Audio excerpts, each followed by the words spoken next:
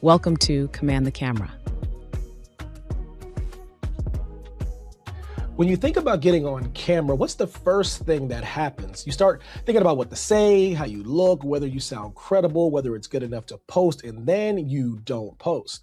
My guest today says the impulse to perform is exactly what's keeping you stuck, and she has a method for fixing it. This is Command the Camera, so let's get into it.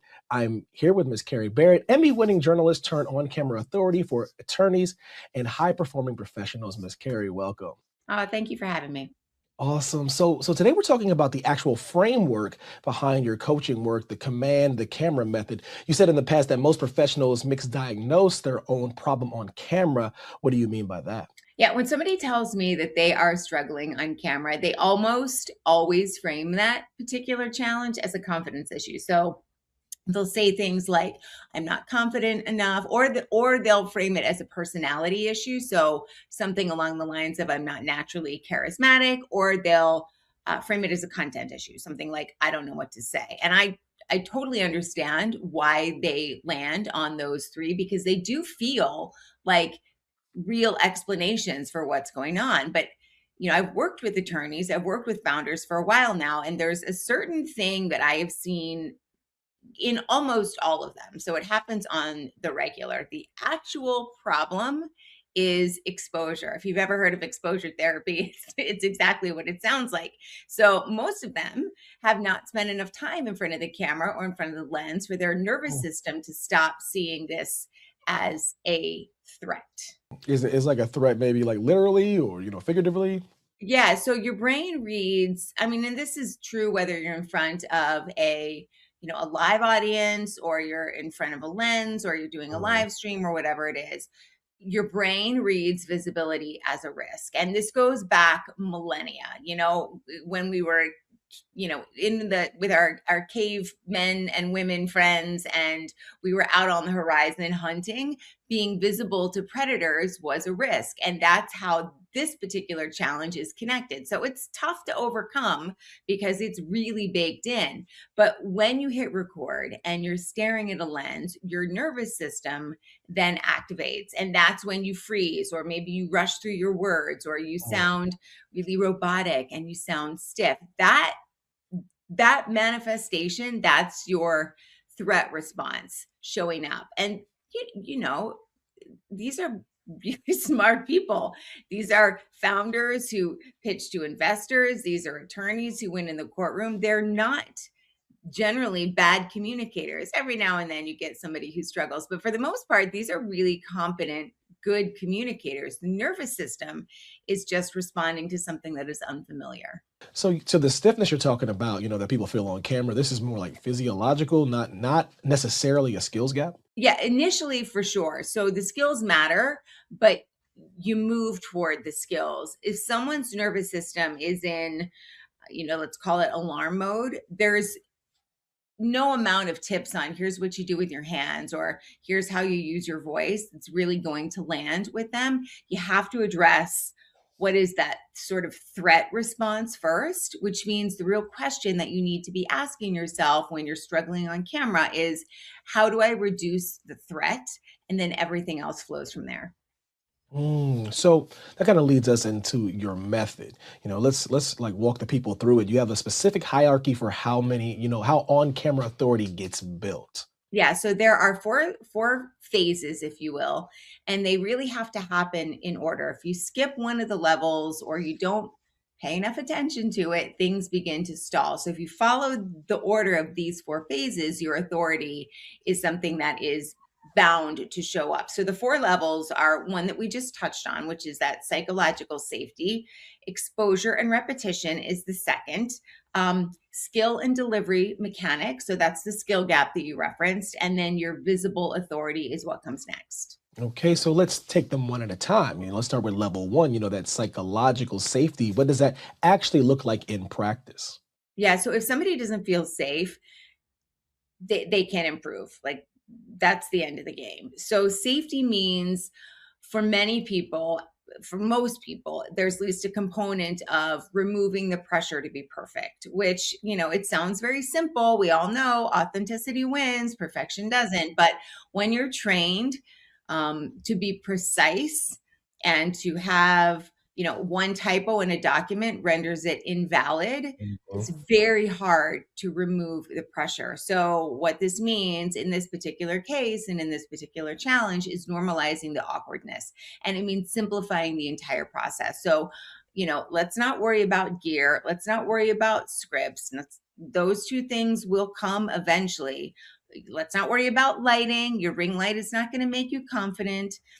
I hear that all the time. Right. I need better lighting, or I need a better microphone, or I Yep. need to write a better script. And what somebody is actually doing when they do that is they're sort of outsourcing the sense of safety to like these other very tangible things, right? Equipment. If I can just control the environment, then I'm going to feel okay. But all of that stuff that they're really working on, that safety stuff, is inside. And like I mentioned before, there's not a ring light that's going to make you feel okay and make you calm down. So what do you tell someone who is in that headspace though? They genuinely believe they need to get that set up like perfect in order to be, effective. Yeah. So it's really it's a language shift is what it comes down to. And for example, before somebody says record, I might have them say something like this out loud. This is a repetition. This is a rep. That's all this is. Right. And then if you can take that mindset into what you're recording, that sentence changes the stakes because you're no longer sort of, I'm going to put it in air quotes here, producing. It's not a performance. You're doing a rep, just like if you were going to the gym. Now, there's another thing that I do, and this is where so many people get stuck, is they do like 47 takes. I'm not lying. I think the max I've ever heard is 117, but that's way too many. I tell people to limit themselves to 2 takes max. Maybe if you had an egregious error or you had a real fumble, maybe take it to 3, but usually 2 is a really good stopping point. And there's a couple of reasons why, because if you're doing take after take after take after take, you get more critical and more critical and more critical. And it sort of feeds that perfection cycle. If you do, 1 take and it's not great, you do another. It's still not right. Fine. And then you do take 7 and you're starting to spiral, take 15 and it's now 2 hours of work that really should have been like 30 seconds. So 2 takes forces you to accept that imperfection. And once you accept that, that's where that safety actually starts to build. So this kind of, maps to the early weeks of your program, like weeks 1 and 2, correct? Yeah, exactly. Emotionally, what happens in those first 2 weeks is some relief. Like clients come to me and they're bracing for something that's going to be absolutely grueling. And what you realize in those 2 weeks is, oh, I was really making the story around this a lot bigger than it actually is. I was overcomplicating things. The gear doesn't matter as much I thought, or the script doesn't need to be memorized, or I don't need to be absolutely perfect. And that realization drops the stakes significantly. So the job in those 2 weeks is repetition without judgment, and that is all you're doing. So that brings us to level 2, that exposure and repetition. This seems like where the real work happens, right? Yeah, this is where the comfort level gets deeper and gets built up. So there's something I need to make clear about mechanism. The comfort level comes from the exposure. So doing the thing over and over again. If you record once every, 3 weeks or whatever it is, your nervous system treats each session like it's rare and it feels very high stakes. And if you have gear and lighting and everything else set up around you and like the artificial environment of a studio, it feels even more high stakes. Mm. When you record frequently, when you do short, imperfect clips, your body starts treating it as routine and the routine feels safe. So how much repetition are we talking about? Yeah. Well, one of the things, so I have a background in TV news and I was really bad when I first started. I mean, not just really bad. I was awful and I was scared and I had to do it every single day. And that's how I got good at it, good enough to have some Emmys and some other awards. It's how I got good is I forced myself to do it every single day. Now, If you want to get really good, do it every day for a minute, right? However, that's a bit of a stretch for most Mhm. people. I tell clients that the minimum they should go for is 3 short videos a week. You don't have to post all 3. Mhm. Mhm. The posting comes later. The point right now is just the reps. So get in front of the lens, say something, whatever it is. It doesn't have to be about work, and then stop, and then, do it again tomorrow, or, the day after, whatever it is. There's a mindset, and I hate talking about mindset, but it is appropriate. I know it sounds a little bit woo-woo, especially for the lawyer audience, but there's a piece that trips people up when it comes to that. And it's that many of them feel like they need to be more confident or feel more confident before they post. And that's actually the opposite of the way that it works. You need to post in order to feel confident. Confident is um, a byproduct of that exposure. So it's downstream, it's not upstream. Emotionally, what's happening for your clients around, weeks 3 and 4? Because I can imagine it's, the initial relief wears off probably. It does. Weeks 3 and 4 are what I don't call my program this, but internally it's what I call the frustration phase.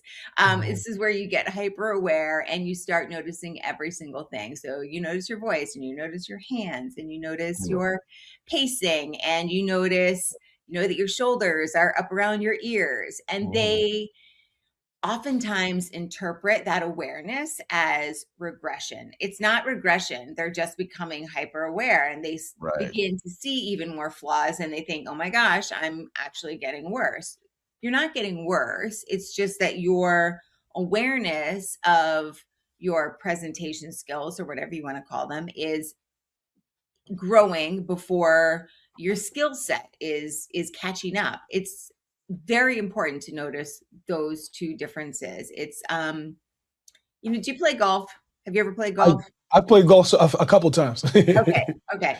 It's like learning a golf swing. So there's a Mhm. phase where you're conscious of every single micro movement, and it Yeah, feels absolutely awful, right? yeah.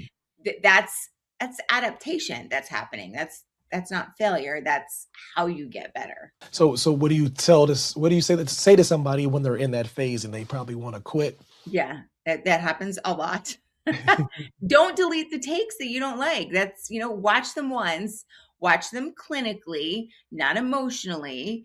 It's very hard to do, but watch Right. them, from a distance, if you will. And I tell them to ask themselves one question, and what is one mechanical adjustment that I can make? I don't want you saying I need to fix my hands, and I need to fix this, and I need to fix that, and try and do all the things at once. It's like running 65 marathons. You won't make any progress in any of them. So pick one.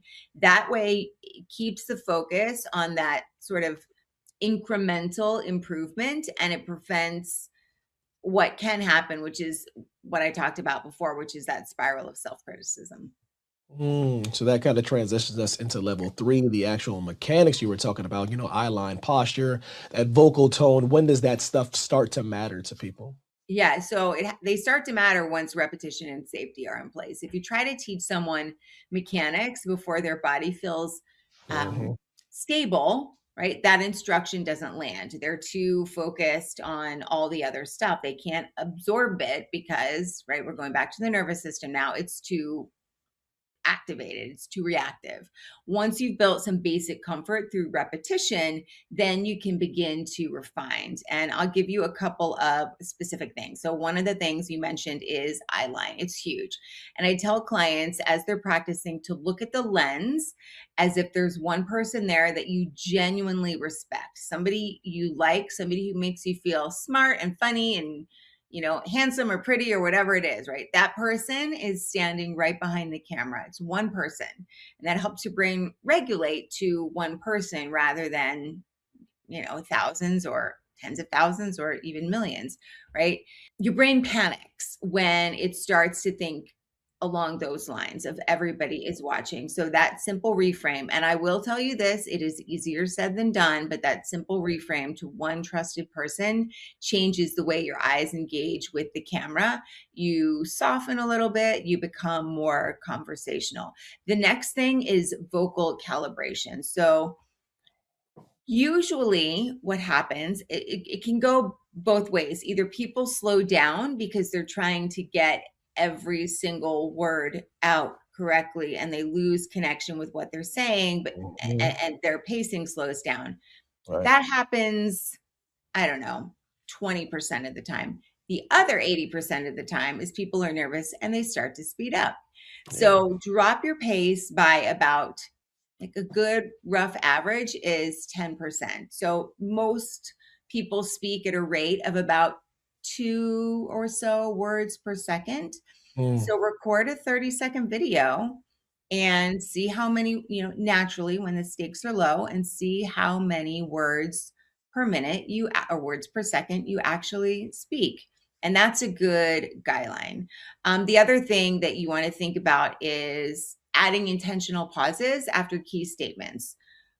It can't be super long because, right, you're doing a 30-second video. You can't have a 4 or 5 second pause. But what happens is most people really push or rush through their strongest points because a little bit of silence, right, in the news speak, it's dead air, and you never want dead air. It feels uncomfortable, but that pause is where your message really lands for your viewer.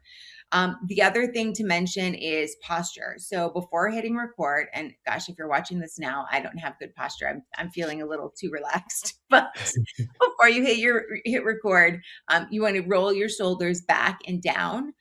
Lift your chest a little bit and take one full inhale and exhale. The exhale should be longer than the inhale because that is what signals safety to your nervous system. So maybe breathe in for 4 and breathe out for 8. That is a physiological reset. As I mentioned, the mechanics only work when your body feels stable. So that one breath helps set the foundation for that stability.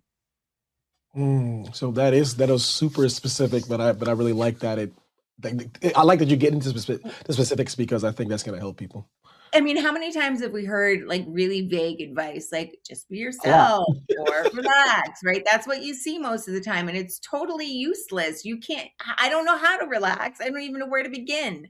And it's Exactly. not with the relaxation, because your nervous system, when you tell it to relax, then it gets stressed out that it's not relaxing, right? It responds to, Mm. um, very concrete sort of physical inputs that you're giving it.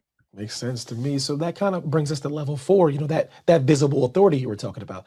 This is the destination. So, how does it show up? Yeah, and there's a couple of things that people need to understand about authority on camera. You do not perform, it emerges. Yes, there's always an element of, you're in front of an audience and there are some things you need to do in order to make sure that your message lands. Understand the constraints of whatever medium you are speaking through. But what happens is that natural delivery, and the understanding of the challenges the camera puts in front of you emerges when, again, I know I'm talking a lot about nervous system here, but it emerges when your nervous system is calm. That's when your delivery becomes natural. That's when your repetition has been consistent. And when you bring all of those things together, the person on camera reads as authoritative, like automatically. You don't have to do Yeah. anything to get there. Mm. So the mindset shift here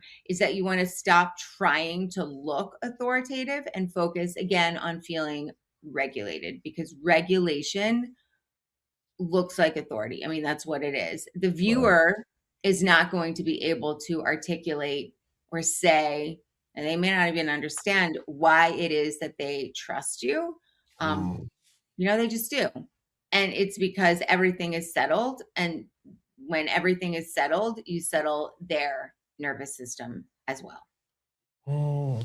So that's really the payoff of the whole method. It's that physiological adaptation that produces a psychological result in the viewer. That's exactly it. Yep. That in a nutshell. So that kind of brings us to segment 3.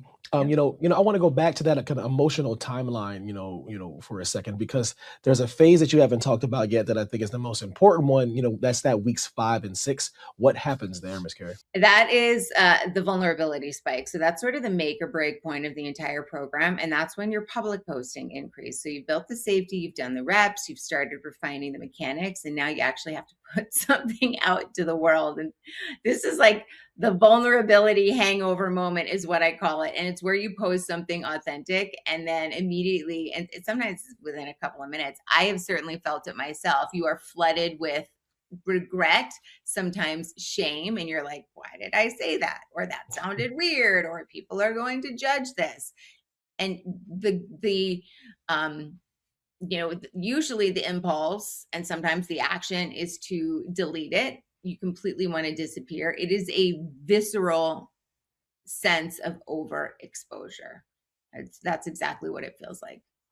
And this kind of happens to high performing professionals, people who, argue in courtrooms.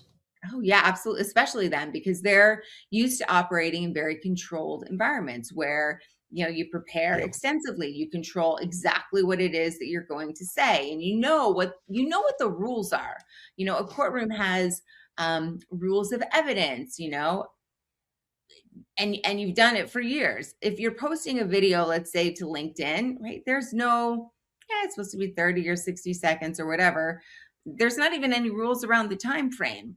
And so, you've got that, and then you've got this sort of like added element of anybody can comment, anybody can screenshot, your peers can see it.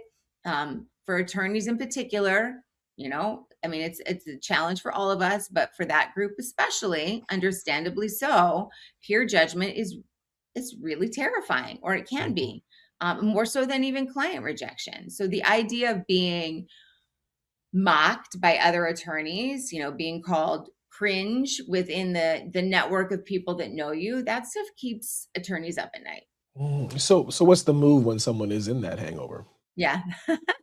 Well, there's three things that are part of the vulnerability hangover recover. And it's not, greasy food and coffee and time. Well, maybe time a little bit, but no, first, you know, I predict it before it happens. I tell them in advance, after you post your first real video, you're going to want to delete it. You're going to feel exposed.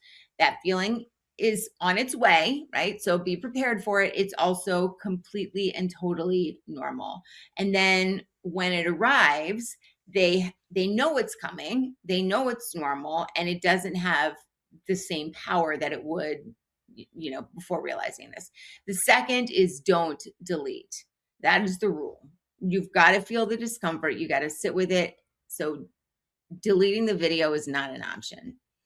Third is post again within about 72 hours. So I talked about this at the beginning of the show. Consistency is really what neutralizes that vulnerability element, right? The first post is terrifying. The second post is uncomfortable. The third post is, yikes. By the fourth post, maybe it's just Tuesday. So Ms. Gary, what actually happens when someone does push through this hangover and push through these circumstances? Yeah, this is sort of the thing that shocks them every single time, is that nothing catastrophic happens. I mean, and I know it sounds silly when you put it into words that way, but truly, nobody mocks them. Nobody files a bar complaint. The comment section doesn't explode. And that realization, I did the scary thing and the world didn't end. That is where all the change happens. That's like sort of the crucible of it. And then the fear Mm. spikes that they had before go away, or they drop. Maybe they don't completely go away, but they drop dramatically, like immediately. It's not gradual, it's on the nose. I can guarantee that will happen. So I kind of want to talk, about one more concept before we wrap. This idea of, hero to host. What is that?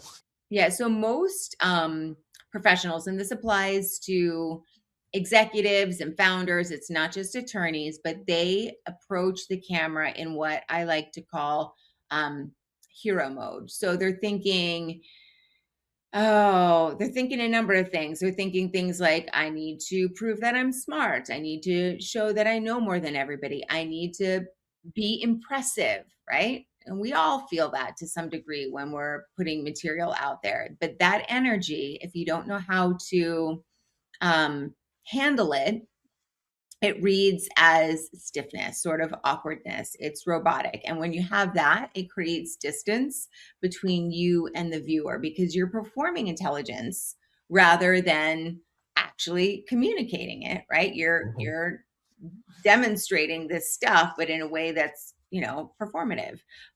Host mode is a little bit different. Host mode is a lot different. Host Right. energy sounds like, let me clarify this for you, or let me walk you through this, or let me simplify this thing over here that's kind of complicated. And when you shift from hero into host mode, all the other stuff that we talked about, like the mechanic stuff, it begins to happen naturally. So your shoulders drop, or your voice slows down, or your message gets a little more sharp, because you are no longer trying to impress people. You're trying to guide them. So how does someone make that shift in a practical sense? Yeah. So before you hit record, you want to ask yourself one question in particular. There may be some others, but this question is, number one is, am I trying to impress, or am I trying to guide? I mean, the answer is clear. We all know what we're trying to do, or what our goal is, and that is to guide.